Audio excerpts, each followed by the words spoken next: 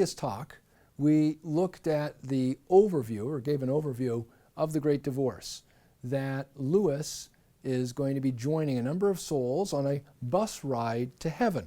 They're going to tour heaven, and if they like it, they may stay. Many of them choose not to. And here in chapter 1, we'll now start to look at how it is that that bus ride begins.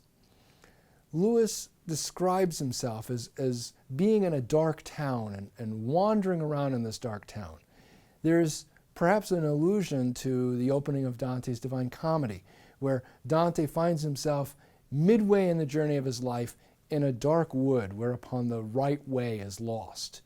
Lewis describes himself as being in this dark town with mean streets, walking around for hours. At last, he comes to a group of people who are in a line. And it's not clear what they're in line for, but he gets in line with them. These souls, in a way, foreshadow what it is that he's going to see once he goes up to heaven. Because already these souls have quarrels that break out. People fall out of the line. At the beginning, it looks as though he's not going to make it on because there are so many people there. But through the quarrels and friction, places in the line open up, and eventually he's able to move up. There's a way in which these people seem to represent various forms of sin, especially what used to be called the capital sins or the deadly sins. Sometimes you'll see this, and probably more commonly now, as the 7 deadly sins. These sins are as follows: gluttony, lust, greed, envy, sloth, anger, vanity. Sometimes you will see pride on that list, but pride, in fact, is the root of these capital sins. They're called capital because these sins are the most basic motivations for sin that you will see in a person's moral life. These are not sins that appear explicitly in Scripture. We don't have a place in Scripture where they list them: gluttony, lust, anger, and so on. But they're things that grew very early on in the church as people reflected on the moral life and recognized these motivations, these kinds of desires, as being things that drew us away from what is good and from spiritual perfection. If you read some early Christian writers like Maximus the Confessor or St. Gregory the Great, these are people who reflect on these 7 capital sins, expand on them, describe them. And Lewis, of course, is inheriting this thinking from them and these distinctions from them. Well, as you start to look at some of these people in the line, in very ways they represent or exemplify these capital sins. So, for example, the big man has this temper that really seems to express anger. There's an androgynous-looking couple giggling together, and eventually they go off with each other. They're more interested in each other than the line. Lust. There's a man who cheats a woman in the line. She thinks she's getting something and she's not. She ends up getting kicked out of the line. Everyone laughs at her that she's getting cheated. Greed. All of these souls in some way seem to have envy. As the bus comes and they're getting on the bus, there's this angel who's the bus driver. And apparently he radiates some kind of joy, which they are envious. They resent the happiness that he seems to show. There's a tousle-headed poet, a messy-haired poet on this bus ride who, as he talks to Lewis, unfolds to him how badly treated and how ill-used he is, how unappreciated he is. This is the sin of vanity.